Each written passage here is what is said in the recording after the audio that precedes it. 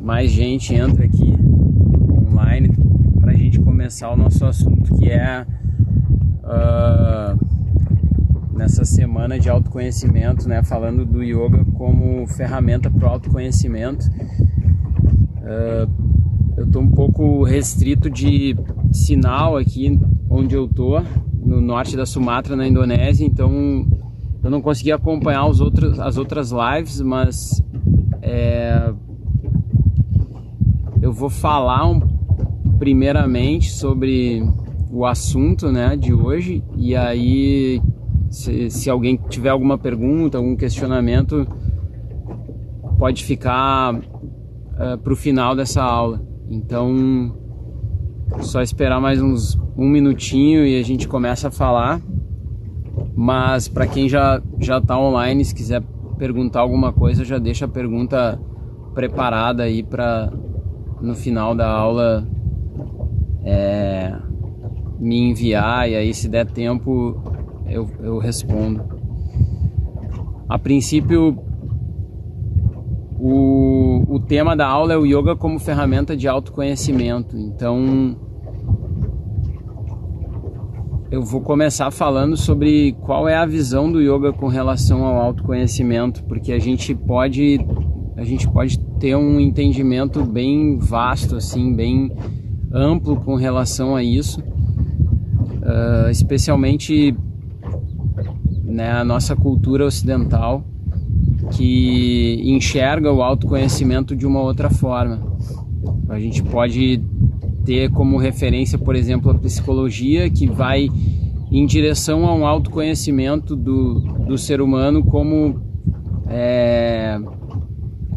enquanto investigação da mente, né? E o yoga, nascido dentro do hinduísmo, ele faz esse questionamento a um período muito maior, né? Muito anterior à criação da psicologia e a própria filosofia ocidental. E na realidade, a investigação que o yoga propõe e que surge assim, historicamente surge através dos Vedas, ela é uma investigação daquilo que está por trás da mente. Então, o yoga, ele não visa, e assim como outras filosofias do hinduísmo, eles não visam resolver a questão simplesmente, por que eu me comporto desse jeito, por que eu sinto essas coisas, o que aconteceu para eu me tornar, para eu criar esses condicionamentos. Na realidade, o autoconhecimento do yoga, ele vem anterior a isso, porque é um questionamento que surge com relação ao que está por trás da mente, aquilo que a gente tem como algo que não se perde com o tempo. Nessa visão hindu, todas aquelas coisas que são passageiras, elas são ilusórias, elas não são a verdade, elas não são aquilo que se sustenta por toda a eternidade, por todo o tempo. Enquanto a gente tem algo que passa e que se modifica, como por exemplo o nosso corpo, como por exemplo a nossa mente, os nossos pensamentos, as nossas emoções, essas coisas são consideradas maias, essas coisas são consideradas ilusórias. E aí o yoga investiga aquilo que está por trás de tudo isso, que permanece constante durante o tempo todo. E essa investigação, esse autoconhecimento do yoga, ele visa conduzir o praticante a um estado em que ele percebe a sua essência, ele percebe que por trás da manifestação do seu corpo e por trás da manifestação da sua mente, existe um observador, existe uma consciência que permanece estável e equânime e que está apenas testemunhando todas as coisas que existem nesse plano que eles chamam de plano manifesto, né? O universo da maneira como a gente conhece, da maneira como a gente entende, em que existem fenômenos, existem pensamentos que transitam, existem se modificam, né? Existem acontecimentos que estão o tempo todo passando. E quando o yoga coloca que o eu, com E maiúsculo, ou self, ou purusha, ou atman, ele é anterior ao tempo, é nesse sentido, ele é anterior à mente, é nesse sentido, porque é de onde vem a essência de todas as coisas. Então a proposta do yoga, ela é um pouco mais abrangente do que muitas vezes a gente entende como autoconhecimento. E então é uma questão de investigação, de questionamento bastante profunda, e que a gente precisa compreender daí, né, como que o yoga se propõe a atingir esse objetivo. Às vezes a pessoa entra no yoga, muitas vezes nos nossos dias, né, a gente começa a praticar yoga com um objetivo muito mais simples. A gente está falando aqui de uma investigação profunda de quem nós somos lá na nossa essência, anterior à nossa mente, uma consciência que está ali testemunhando tudo e que deu origem a essa mente que percebe, que analisa, que conta histórias. E às vezes as pessoas simplesmente entraram no yoga porque vivem uma vida muito acelerada, muito estressante, e querem simplesmente relaxar, querem simplesmente ter uma qualidade de vida um pouco melhor.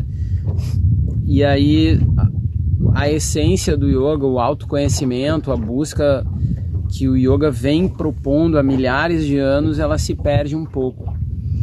Então, primeiro é interessante entender o que é o autoconhecimento para o yoga, o que a gente visa quando a gente fala que o yoga, o que a gente quer dizer, né, quando a gente fala que o yoga visa o autoconhecimento. E aí, o segundo passo com relação a esse entendimento é ter uma noção de como que o yoga atua, como que ele se propõe a gerar esse autoconhecimento. Então, aí a gente precisa, para a gente compreender como que o yoga chegou nesse momento em que nós vivemos, por que ele se transformou nisso que a gente conhece como yoga hoje, é interessante a gente entender um pouco da história do yoga, porque como ele nasce como um questionamento, ele era uma técnica, ele nasce dentro dos Vedas, né, naquele momento histórico em que o ritual era muito forte. Então esse momento da prática do yoga, da concepção do yoga, ele é uma coisa absolutamente mental, e ali surge então a técnica da meditação e a prática dela, né? A meditação ela pode, num certo sentido, sintetizar o yoga, porque a meditação ela tem uma prática, porque o yoga ele deve ser uma prática, um caminho de desenvolvimento, mas ele também é um estado interno, ele também é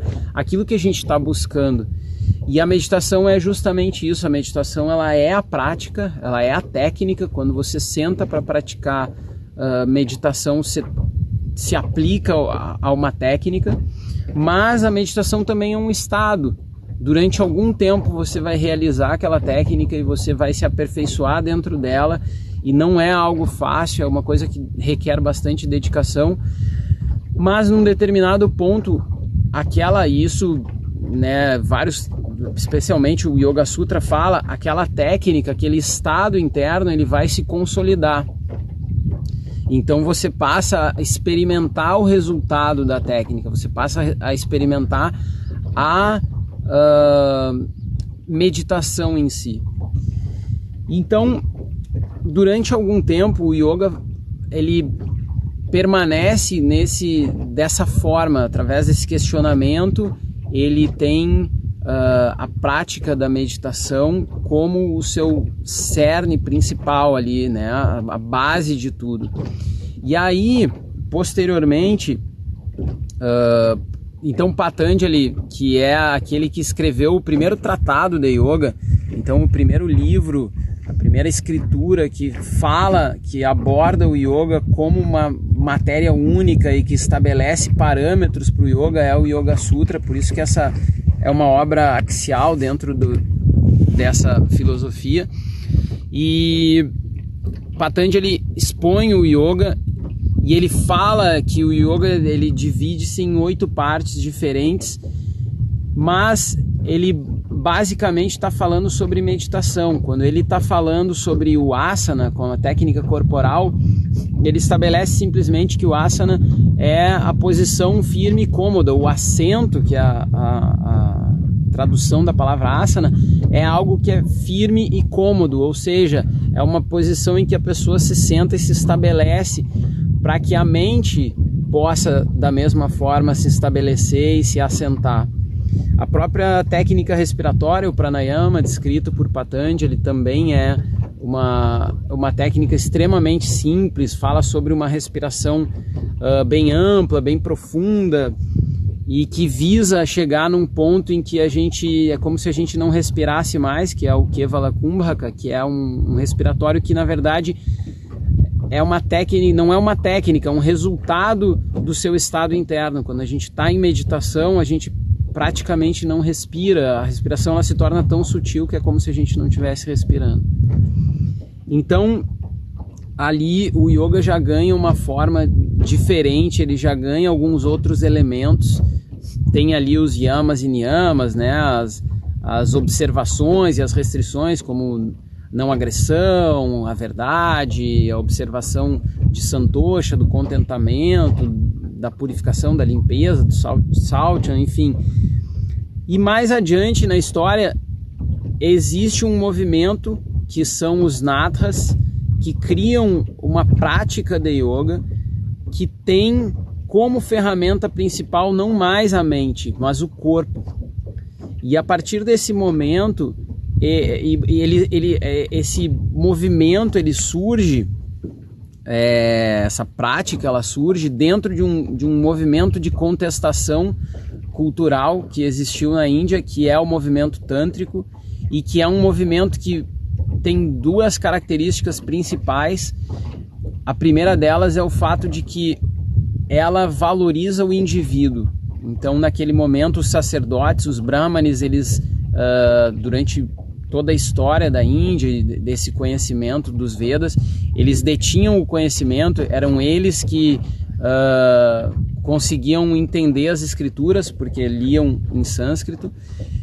E os tântricos, esse movimento que foi surgindo, contestava a autoridade tanto dos Vedas quanto dos brahmanes, dos sacerdotes, dizendo que o indivíduo, se ele pode, se aquele sacerdote pode ter acesso àquele conhecimento e ter aquela experiência através daquele conhecimento, então isso é sinal de que todas as pessoas podem ter, porque todo ser humano ele está munido das mesmas ferramentas, das mesmas capacidades. Então, a partir desse momento do yoga, do Hatha Yoga, que surge o Hatha Yoga, existe uma valorização do indivíduo, a tradição de mestre e discípulo, o reconhecimento do guru como alguém que vai iluminar o caminho do praticante, continua acontecendo, né? Essa tradição segue, mas valoriza-se o indivíduo como o principal responsável pela sua evolução.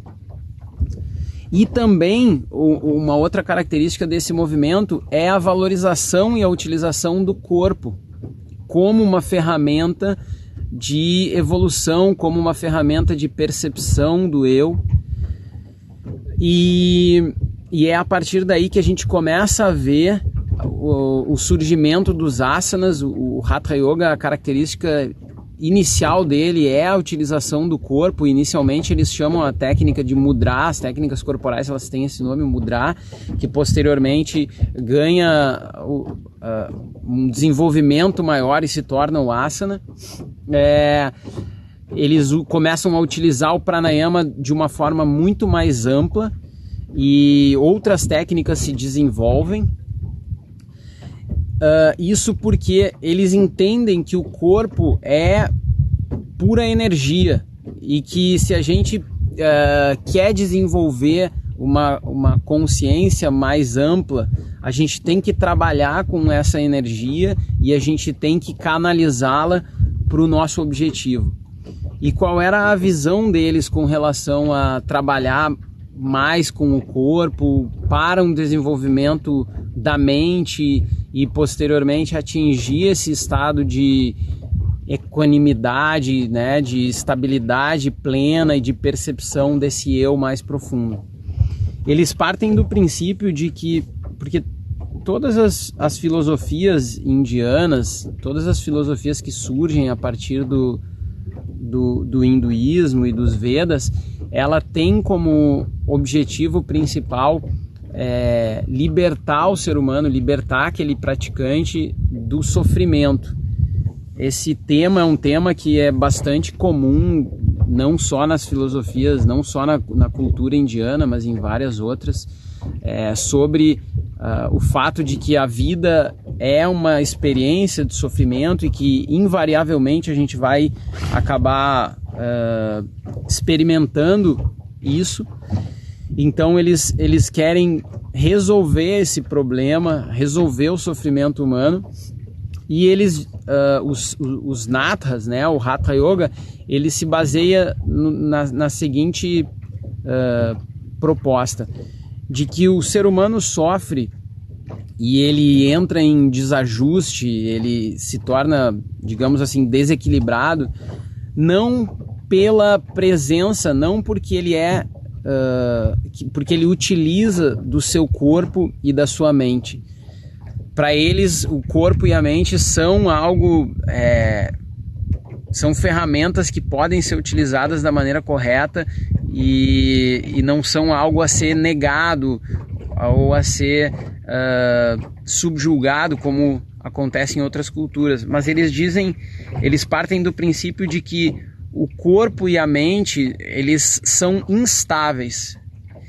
Quando surge a percepção do eu egóico, que chama-se ahamkara, da noção de eu separado do mundo ao seu redor, o ser humano passa a utilizar uma ferramenta que eles chamam de manas, que é a mente. Então, a partir do momento em que eu tenho uma ideia de que eu sou um indivíduo e que existe uma separação entre eu e o restante do mundo, entre eu e eles, entre eu e tudo aquilo que me cerca, manas, essa mente, ela começa a criar uma série de histórias, ela começa a gerar uma série de classificações, ela então estabelece todo um mundo em que existe uma dualidade. As coisas ou são boas ou são ruins, né? Elas me causam sensações agradáveis ou me causam sofrimento. E esse movimento constante da nossa mente, que se expressa também num movimento constante do nosso corpo, para o Hatha Yoga, para os Nathas, que valorizam a mente e o corpo, a origem de todo o sofrimento. Então, o trabalho que o yoga, esse yoga propõe, é justamente usar o seu corpo, usar a sua mente para retornar a um ponto em que não havia a instabilidade, ou pelo menos compreender que existe esse estado em que corpo e mente não estão mais instáveis, eles não estão mais mergulhados num vritti. Vritti são instabilidades do corpo, instabilidades da mente. E aí se desenvolvem técnicas, entre elas o asana, a técnica corporal, entre elas o pranayama, a técnica respiratória, e principalmente a meditação, mas também tem mudras, como eu falei, a gente vai encontrar também dentro do Bhuta Shuddhi, que é uma fase anterior à própria prática de asana e de pranayama. O Bhuta Shuddhi é uma técnica, um momento de purificação do praticante. E tudo isso visa fazer um recolhimento da consciência, criar no praticante um samskara, que é um condicionamento de nirodha, de estabilidade, de recolhimento. Então, como que o yoga propõe que nós consigamos atingir o autoconhecimento? Como que o Hatha Yoga estabelece? Qual é o caminho que ele estabelece? Ele diz: você vai purificar o seu corpo inicialmente para que você se torne mais sensível, mais consciente dele.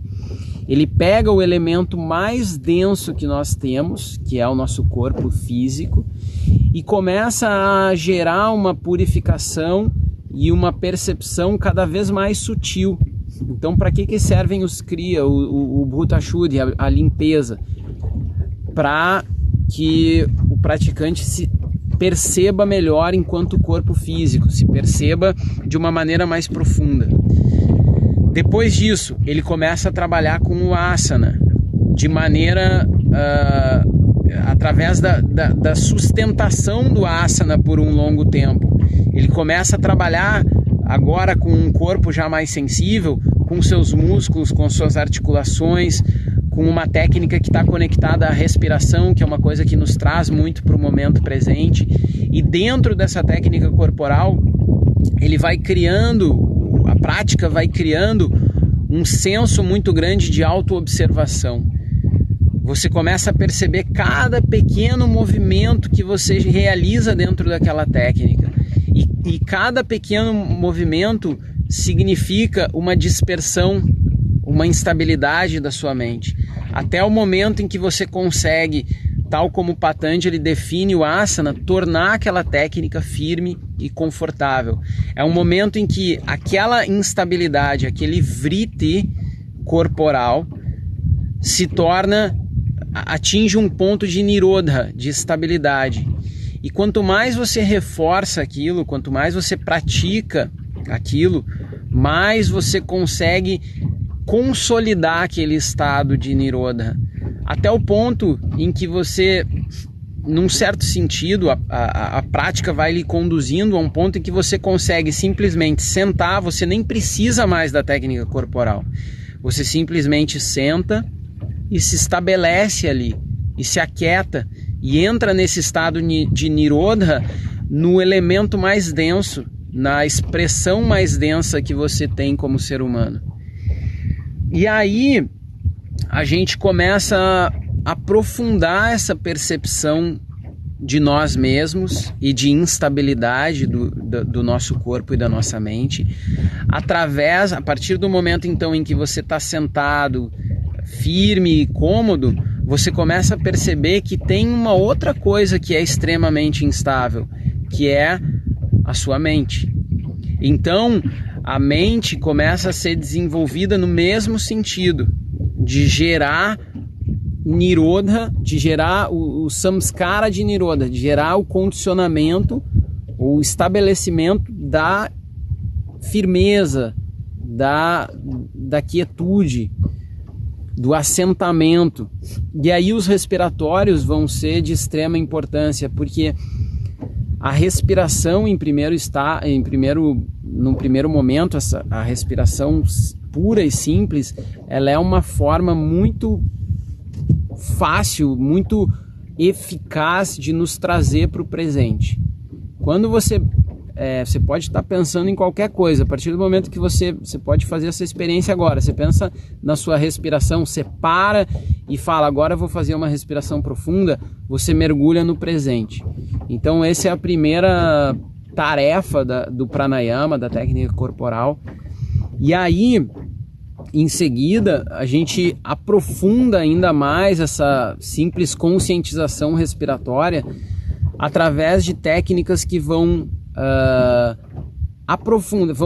vão aperfeiçoar ainda mais aquela capacidade de estabilizar o corpo, através de um desenvolvimento maior ainda da nossa saúde e do nosso bem-estar corporal, e vão impregnar o nosso corpo com a energia que sustenta todas as coisas, que é o prana, é uma energia que está presente em tudo. E posteriormente, pouco a pouco, a gente vai entrando em respiratórios mais direcionados para a meditação, que a nível fisiológico, esses respiratórios, eles nada mais fazem do que ampliar a nossa respiração, nos fazendo tolerar uma taxa cada vez maior de gás carbônico. Aí a gente entra numa questão mais fisiológica, mas para que num determinado momento nós consigamos atingir um ponto em que a gente quase não respira, em que a respiração ela é tão sutil, tão suave, que um observador externo diria que você não está respirando. E aí a gente volta lá para aquela referência que eu dei no início do Yoga Sutra, que é o Kevala Kumbhaka, que é a respiração como que é uma respiração que não existe, é quase como parar de respirar, que é quando o praticante, o yogi, se estabelece em meditação. Então, o pranayama ele vai conduzindo o praticante para um estado de nirodha, de estabilidade, do vritti mental, da instabilidade que a nossa mente tem. E aí, num próximo estágio, né, dentro da mesma prática, dependendo da prática de yoga que você faz, a gente finalmente entra dentro da meditação, que é quando objetivamente nós estamos buscando a percepção tal como o yoga propõe. E essa meditação, que é uma técnica, ela faz parte do Samyama. O Samyama são as últimas 3 partes do Yoga de Patanjali, que é o Dharana, a concentração mental, quando a gente estabelece que existe um ponto focal sobre o qual você vai direcionar toda a sua atenção. A meditação, que é quando o praticante sustenta essa atenção por um tempo longo o suficiente para que ele se desligue dessa instabilidade e consiga gerar esse nirodha. E o samadhi, que o samadhi a gente pode entender, ele tem vários níveis, vários estados de samadhi, mas existe o sabidya samadhi, nirbidya samadhi principalmente, seria uma mente equânime com consciência. Então o samadhi é um estado em que a sua mente ainda ela existe, mas ela existe num estado em que ela não tem oscilações e que você ainda está consciente das coisas. Num nível mais profundo de samadhi, a mente ela não só se estabiliza, mas ela desaparece. E aí surge a questão da intuição. A intuição, ela é um estado que está além da mente. Ela é uma percepção direta das coisas. Então, a gente não consegue entender esse eu mais profundo, a gente não consegue entender essa realidade que existe na frente dos nossos olhos e que está presente o tempo todo, que é o agora, que é esse momento único aqui que a gente está vivendo. Ele é a única coisa real que existe. Agora, esse ponto aqui, onde não existe nenhum pensamento, não existe nenhuma associação com relação às coisas que você está vendo, está ouvindo, está experimentando. Esse é o momento em que a mente, na realidade, não está presente. Se a gente consegue viver no aqui e no agora, se a gente consegue enxergar aquilo que está estabelecido, a gente não está utilizando da nossa mente. Porque a mente é uma máquina de organizar pensamento. Enquanto eu tenho pensamentos, eu não estou vivendo o real, eu não estou vivendo o agora. Eu estou projetando alguma coisa ou estou trazendo um resquício, uma lembrança de algo que eu já vivi. Então o estado de samadhi, ou a meditação profunda, como você queira chamar, é um estado em que você se estabelece no presente, no aqui e no agora. E nesse momento, a mente não existe.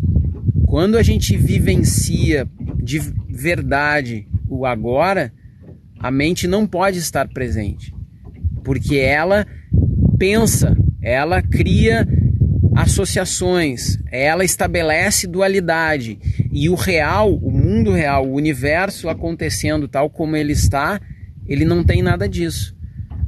Uma chuva, um raio, não pensa se ele é bom ou se ele é ruim, simplesmente acontece. O sol nascer, os movimentos das marés, os movimentos dos planetas, todas essas coisas, elas não têm dualidade alguma, elas simplesmente estão estabelecidas e acontecendo, elas simplesmente são. Então, o ponto final do yoga é esse momento em que a gente consegue experimentar a realidade tal como ela é. Experimentar o momento presente de uma maneira tão profunda em que não existe oscilação, não existe a presença da mente e não existe o conceito da dualidade, que é o que cria a instabilidade, que é o que cria o sofrimento humano. Então, o yoga como ferramenta de autoconhecimento, ele tem esse caminho. E ao longo do tempo ele foi se modificando, a própria literatura do Hatha Yoga, ela ganha algumas modificações. Provavelmente existem autores que falam muito sobre algo que posteriormente aconteceu quando o yoga foi trazido para o Ocidente, que é uma adaptação. O yoga ele vai se moldando às necessidades que as pessoas têm e também ele vai se moldando às sociedades, às culturas nas quais ele penetra, nas quais ele se estabelece. Dentro da Índia mesmo, houve um momento em que o Hatha Yoga ele era algo para os sadhus, para aqueles que se retiram da vida em sociedade e vão viver em ashrams, que são os mosteiros lá, ou então vão viver na floresta.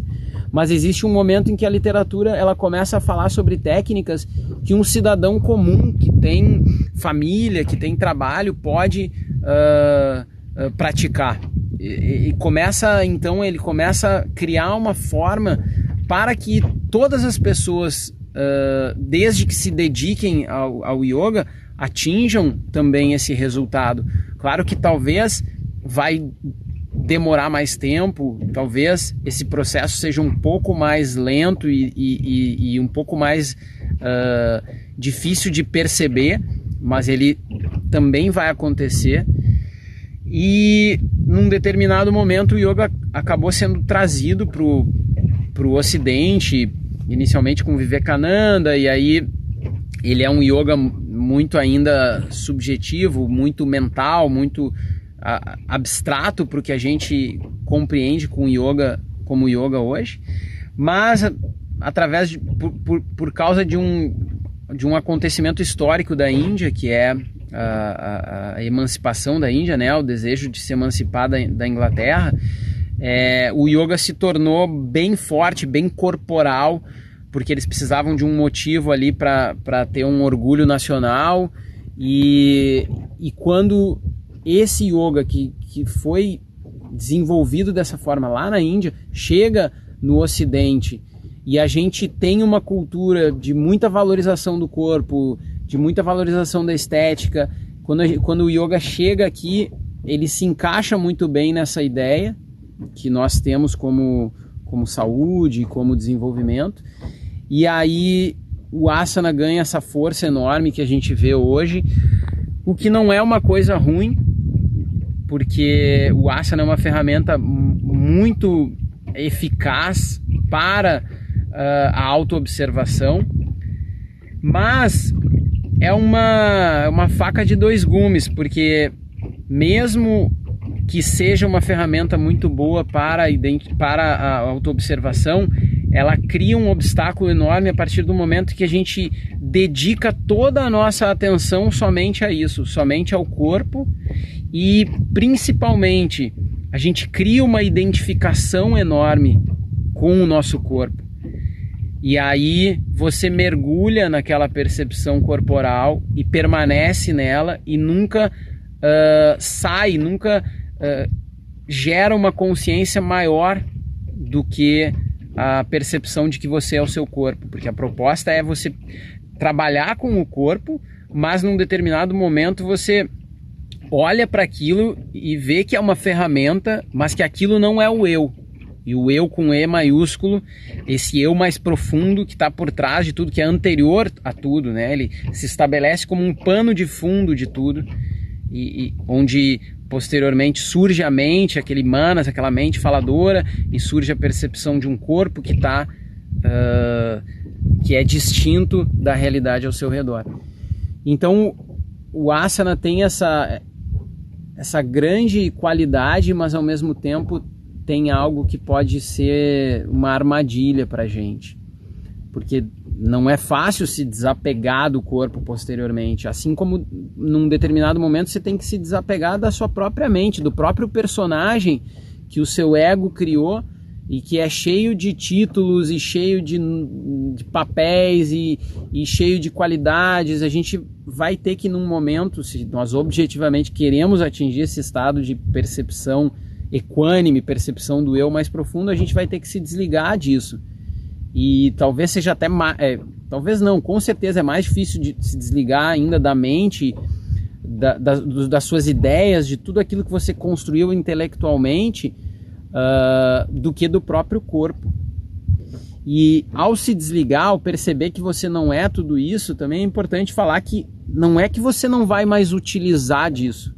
Você precisa dessas ferramentas no campo do mundo, no campo da matéria, no campo das coisas que estão manifestadas, porque a gente precisa viver, a gente precisa trabalhar, a gente vai interagir com outras pessoas. Você não vai se desligar disso, tipo assim, eu perdi todo esse meu todo esse conteúdo que eu tinha, toda essa bagagem cultural, todo esse conhecimento intelectual. Não é isso, mas você vai se afastar daquilo para entrar nesse estado que alguns mestres, alguns iluminados falam que é um estado de... E o próprio hinduísmo entende como um estado de inconsciência, mas é inconsciente diferente de como a gente enxerga aqui no Ocidente. É um estado de... como uma percepção crua, limpa, sem nenhuma criação mental. Então, bom... se vocês tiverem alguma... O que eu tinha para falar era isso, eu acho. Não sei como é que tá de tempo aqui. Não sei quanto tempo deveria durar, assim, se teria que permanecer durante 1 hora toda falando, mas é importante eu acho que é importante resumir isso, falar isso mais uma vez. O yoga é uma ferramenta para a gente perceber a realidade tal como ela é, da maneira mais crua, mais limpa possível. É uma ferramenta que vai nos estabelecer no momento presente. E é só no presente, é no presente que todas essas coisas estão acontecendo, que essa realidade está acontecendo, que essa verdade está acontecendo. Ela não está acontecendo em nenhum outro lugar, em nenhum outro plano. Ela está aqui e agora. Só que a nossa mente não nos deixa perceber. Na realidade não é a mente, é a instabilidade da mente, é a instabilidade do corpo. Então o yoga visa isso, e ele, a partir do Hatha Yoga, cria esse caminho que usa o corpo, que usa a mente, que tem as suas técnicas bem estabelecidas, né, de asana, de pranayama, de meditação. Em alguns momentos você vai encontrar mantra, vai encontrar técnica de purificação, enfim. E ele, ao usar o corpo e ao usar a mente, ele quer simplesmente gerar estabilidade, quer gerar equanimidade, que é um estado em que você vê as coisas como elas são. O prajna, né? A realidade, tem o conhecimento direto das coisas, porque não tem uma atuação da lógica e daquela coisa muito característica da mente, que é ficar dando volta, dando nó em pingo d'água. Então, a prática do yoga, ela precisa ser constante. É muito fácil de você experimentar esse estado, né, de não mente. É um estado em que esse personagem, esse eu que interage com o mundo, que tem um nome, que tem uma profissão, que tem um sobrenome, que tem uma família, que tem bens, esse eu que a gente conhece, que a gente conversa o tempo todo e que pensamos ser o verdadeiro eu, ele não está presente no estado meditativo. Ele some, ele desaparece, porque não pode existir a meditação verdadeira com o intelecto, né? Então, essa proposta que o yoga tem de se estabelecer no presente, ele nos leva à equanimidade e nos leva à libertação desse sofrimento, que é muito característico do corpo mental, do corpo de manas, das coisas que estão manifestadas. E então eu falei isso pelo seguinte: é muito fácil você ter essa vivência e posteriormente você acaba uma prática e você deixa de lado a sua prática, deixa de lado o sadhana, deixa de lado a meditação. E a sua mente ela vai pouco a pouco tomando espaço de novo, contando mais uma vez a história de que você é esse que tem um nome, de que você é essa pessoa que tem essas qualidades e conquistou isso, e tem esse título, e tem as suas obrigações. E aí você perde de novo aquele conhecimento, aquela experiência vivencial que você tinha.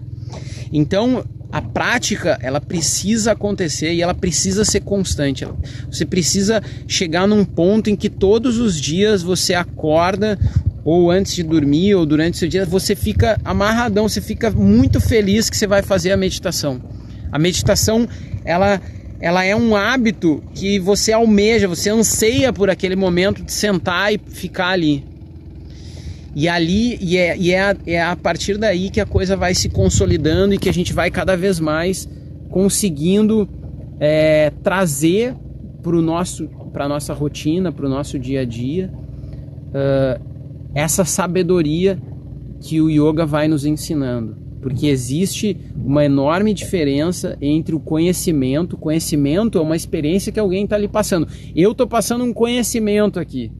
Estou passando uma experiência, estou passando coisas que muitas vezes a gente não consegue nem... a gente ainda não experimentou, mas a gente já estudou, e já leu e já compreendeu intelectualmente. Então você passa um conhecimento. Esse conhecimento precisa, no caso do yoga, ser aplicado muitas vezes. Ele precisa ser consolidado, ele precisa ser estabelecido para que ele se torne uma sabedoria. A sabedoria é um conhecimento que foi internalizado, que se transformou em algo que é seu, que é uma experiência e que não é uma ideia. E isso o Hatha Yoga bate muito na tecla. Não adianta eu ter essa ideia de que eu sou observador, eu sou a consciência que está por trás de tudo, mas aí eu bato meu carro e fico desesperado no trânsito porque era meu carro novo e eu não paguei o seguro e etc e tal. Então aquilo não era uma sabedoria, aquilo era só um conhecimento, um dado intelectual. Então a prática é extremamente importante nesse sentido. Inclusive Patanjali também fala, antes de falar sobre as técnicas, ele já estabelece, fala sobre Abhyasa e Vairagya, então a disciplina, a constante prática e o desapego, você se desvencilha das outras distrações, enfim. E é isso, então, né? Praticar bastante é essencial. Na realidade, todas as coisas na vida, você quer trocar um instrumento, você quer fazer um esporte, você quer se desenvolver, conhecer mais sobre uma matéria, você vai ter que se dedicar, então depende muito das suas prioridades. Então é isso, eu acho que eu já falei bastante aqui. Se tiver alguma dúvida, surgir aqui uma dúvida rápida, de repente eu puder ajudá-los a esclarecer, manda aí a pergunta, senão a gente já pode encerrar por aqui. Né, eu tô aqui num canal, não sei se todo mundo sabe, provavelmente não. Tô aqui no norte da Sumatra, tem uma cidadezinha lá atrás que tem uma antena, por isso que eu tô aqui nesse canal, dentro do meu ding aqui. Sair daqui vou surfar. Então eu acho que por hoje é só, e espero que vocês tenham gostado. E nos vemos na próxima. Obrigado ao Yoginep, ao Daniel pelo convite, e espero que tenha sido bom. Para quem não assistiu inteiro, vai ficar aqui gravado para vocês acompanharem, para vocês assistirem depois toda a aula. Um beijão, até mais, nos vemos na próxima.